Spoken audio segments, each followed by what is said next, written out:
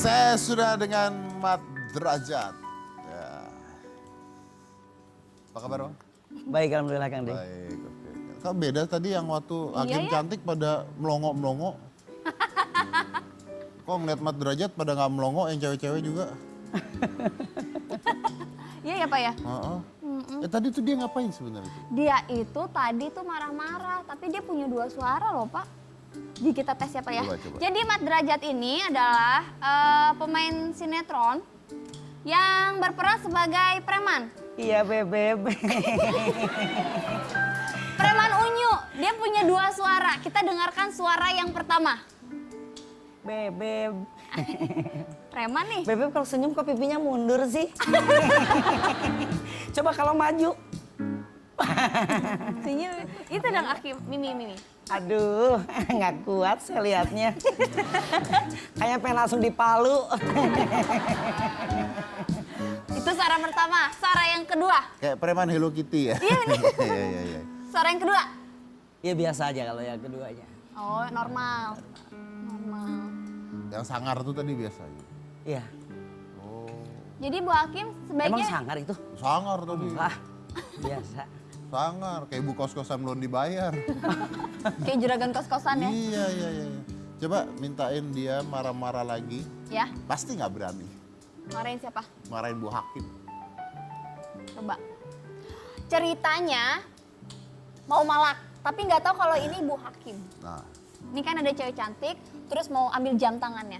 tuh. Suruh marah. Marah. Cil. Oke, kamera rolling action. Bu Hakim. Bukan Bu Hakim kan belum tahu. Jamnya beli di mana? Diloakan. Di Loakan. Boleh pinjem nggak? Nggak boleh. Nggak boleh. Emang kenapa? Ya nggak boleh aja. Saya jadi nggak berani mau malaknya. Susah, Susah ya. Mendingan nama Kang Deddy malaknya. Laporan sama Pak Bos. Ini bosnya, bos premannya. Kegal. Siap, gerak. Pak Komandan, saya kalau buat ngerampok ibu Hakim nggak bisa. Cik, ini boleh disantet aja nggak nih orang, Cik? Kok beda sama mukanya gitu? Iya Pak. Iya. Mukanya kan preman. Tapi Ini udah preman. Ini udah Udah. senyum. Serem ya. Serem ya. silakan duduk Oh, lagi. saya duduk lagi. Ya. Makasih, Bebem. Dia nggak sama cewek, nggak sama cowok, manggilnya Enggak, bebek. maksudnya kan pantulan. Oh, gimana? Kenapa pantulan? Karena licin. Jadi kesana nyampenya Bebem gitu. Oh, iya. Iya. Baik, Pak, saya akan bacakan fakta tentang Mat Derajat. Mat Derajat atau yang dikenal dengan nama Kang Komar setelah dirinya bermain di sinetron preman pensiun. Sebelum namanya melejit, dia cuman kebagian peran sebagai figuran atau cameo. Honor awal yang diterima Kang Komar pun cuman 25.000 saja. Dan pria kelahiran Banten ini sudah 13 tahun malang melintang di dunia entertainment. Oh. Mat Derajat pernah menjadi anak jalanan. Sinetron. Bukan. Dia pernah jadi anak di jalanan. Oh beneran? Beneran. Oh gitu. Hidupnya sempat tidak jelas.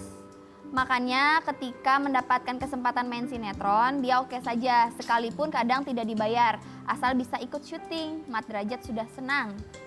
Dan ternyata ini adalah lulusan ini ya katanya universitas. Enggak, ini juga perlu direvisi juga. Kang Komar itu dulu sebelum nikah itu, jadi karena memang hidup di jalanan, hidup keseharian ya tahu keluar malam nggak kalau siang mungkin dipakai tidur, lebih banyaknya seperti itu. Ketika dapat jodoh, dapat pasangan, Kang Komar harus menikah, harus merubah hidup ya semuanya. Dan Kang Komar pikir kalau Kang Komar ngasih makan hanya uang dari jalanan rasanya nggak pas gitu. Itu tekad Kang Komar saat itu. Akhirnya saya menentukan untuk mencari jalan pilihan. Kebetulan Bapak TNI dulu, Bapak pindah dari Bandung ke Depok itu tahun 79, usia saya 10 tahunan. Bapak menjadi kepala keamanan dari TNI di Politeknik UI di sana. Nah begitu di sana, kembali ke saya, artinya setelah menikah saya harus cari-cari apa nih, uang mana nih yang harus saya dapatkan untuk yang apa benar-benar bisa dimakan sama anak istri saya gitu. Akhirnya karena bapak dan ibu memang membuka apa kantin di kampus Politeknik UI itu, akhirnya saya ikut terjun ke sana. Walau pada awalnya ketemu teman rasa malu tuh ada saat itu, ketemu teman ngumpet, tapi itu nggak ada habisnya. Akhirnya Kang Komar beranikan diri, ketika ada teman disapa, dipanggil, sok cobain, saya sekarang jualin. Akhirnya mereka angkat jempol gitu dengan hal itu. Kenapa waktu cerita ini Anda merasa sedih itu kenapa? Sedihnya? Mengingatkan apa emang?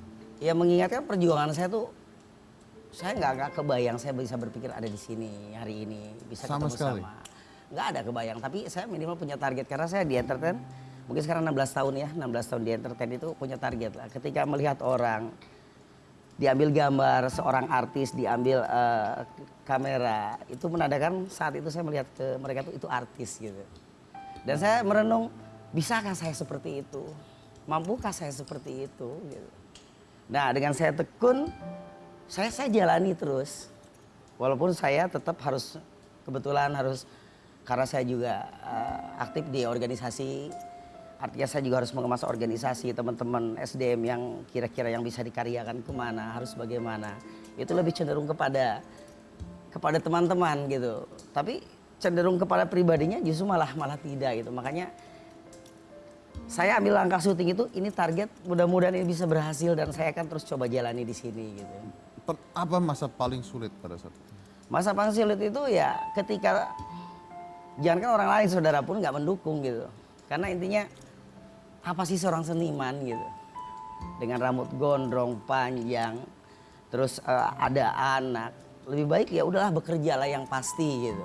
Tapi menurut saya rezeki itu hadirnya bukan seperti itu. Saya yakin rezeki itu hadirnya kalau saya pribadi menganggap kadang ada, kadang enggak. Kadang sedikit, kadang banyak. Dan kalau yang sekarang dikerjakan sama mungkin saudara-saudara kita, ya mungkin ya lebih kepada bekerja setiap bulan diupah oleh manusia 5 juta, 6 juta seperti itu. Nah saya nggak kepikiran ke sana. Saya bekerja atas kemauan sendiri apa yang saya lakukan itu. Jadi kalau memang ada rezekinya di bulan ini ya ada, kalau enggak ya enggak gitu. Nah itu yang menjadi pro kontra antara saya dan kakak apa gitu. Ya udah kerja ibu seperti itu. Tapi kan sempat begitu lama sampai berhasil itu kan lama banget. Ya. Dibayar 25.000 katanya. Ya benar itu ya. Betul, Nah betul. kenapa nggak stop? Stop gimana maksudnya? Kenapa nggak putus asa di masa-masa itu? Keinginan saya keras. Saya nggak bisa. Artinya saya akan menjalankan apa yang saya ikuti gitu. Dan saya yakin, hakul yakin. Artinya ketika saya menjalankan ini suatu saat pasti akan menjadikan sesuatu buat saya, buat keluarga saya, anak saya, istri saya dan teman-teman saya. Saya pikir itu.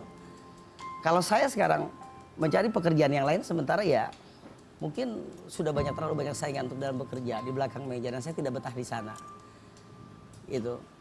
Ketika dari jalanan lalu pindah untuk berhenti lalu jualan di kantin gitu Yeah. ya. Itu karena punya istri dan punya anak. Yeah. Karena intinya ingin memberikan makan istri dan anak dengan Yeah. uang hasil yang benar gitu Yeah. ya. Itu perang batin nggak? Perang batin sangat. Karena biasa saya dilayani terus melayani gitu. Nah di sini jadi dilema lah, tapi ini langkah yang harus saya ambil. Sampai karena sayangnya sama anak atau karena apa? Sangat sayang sama anak dan istri. Gitu. Itu Rela saya- melakukan itu jadi. Iya, karena kalau saya kembali ke sana lagi, yang pasti banyaklah teman-teman saya yang berumah tangga hanya sebulan, 2 bulan selesai, 3 bulan, 5 bulan, setahun selesai. Tapi alhamdulillah sampai pada hari ini saya masih bersamanya.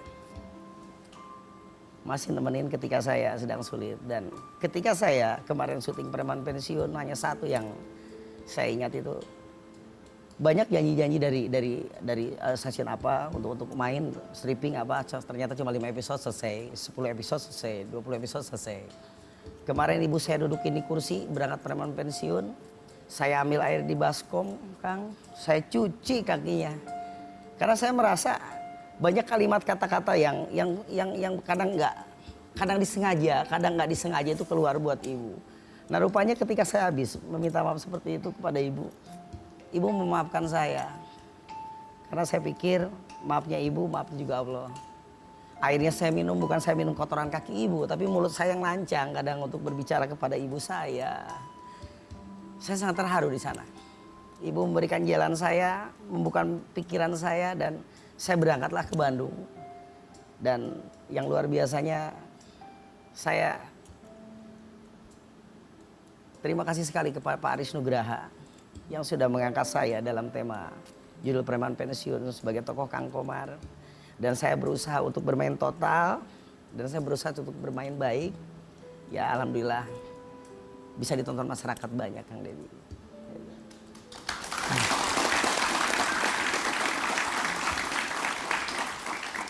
Oke, kalau bisa bicara pada istri, anak, dan ibu, apa yang mau disampaikan ke mereka? Pokoknya semua pengalaman yang saya dapat itu tolong ambil yang baiknya aja. Terutama untuk anak. Kalau kekeliruan ke belakang mungkin yang saya lakukan itu hanya sebagai tanda kutip aja yang tidak perlu diulas. Tapi yang baik ke depannya mudah-mudahan bisa dicerna sama anak saya untuk ke depannya. Karena saya juga ingin mempunyai anak yang soleh juga, solehah juga. Artinya karena hanya itu yang nanti akan bisa membantu saya ketika saya sudah tiada pun. Hanya amal soleh saya dan doa anak yang soleh. Mudah-mudahan itu. Tadi mengatakan bahwa banyak orang-orang yang hidupnya seperti itu dulu tapi tidak bisa berubah. Ya kan? Walaupun sudah nikah dan sudah punya anak nggak bisa berubah. Akhirnya 1 tahun bisa, 2 tahun bisa. Berarti apa yang membuat Anda bisa berubah? Berubah karena keadaan. Karena pola pikir sangat sulit. Kita berusaha menjadi bagaimana caranya dalam kesulitan ini bisa keluar dari sana. Jadi saya tidak akan pernah mundur gitu untuk hidup. Karena mungkin kenapa saya dihidupkan? Karena untuk mati. Gitu. Dan apa yang harus saya kerjakan ya? Kalau saya sudah sekarang usia 48, ya saya harus berpikir lebih ke depan bagaimana caranya anak istri saya. Ketika saya nggak ada, saya sudah tenang, minimal sudah bisa dirumahin, sudah difasilitasin, diberikan usaha, diberikan pendidikan untuk anak. Cita-cita saya cuma satu, Kang Deddy. Apa itu? Di usia 60 saya pengen nonton TV, itu aja. Kenapa saya katakan seperti itu? Kalau saya sekarang usia 48, kalau dikasih umur panjang sampai 60, berarti tinggal 12 tahun, Kang Deddy. 12 tahun ini akan saya pergunakan untuk saya mencari nafkah untuk anak istri, lahir batin, insya Allah lillahi ta'ala buat mereka. Dan ketika saya sudah masuk di usia 60 mungkin sudah tersedia semua. Jadi saya mudah-mudahan sudah tidak mencari beras liter 2 liter lagi di saat usia 60. Bisa menikmati. Bisa menikmati yang saya kerjakan dari hari ini nanti ke depan.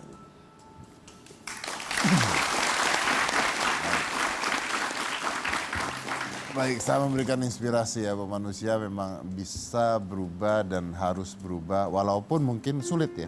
Walaupun mungkin perjuangannya susah, perjuangannya luar biasa, walaupun resikonya tinggi, belum tentu berhasil juga. Belum tentu berhasil. Mungkin juga lebih enakan di jalan, mungkin penghasilannya dulu lebih gede di jalan gitu ya.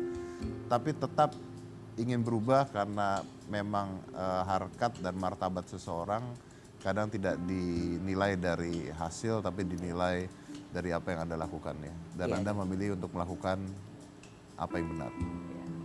Nah, that's good. Ya mana-mana tetap di hitam.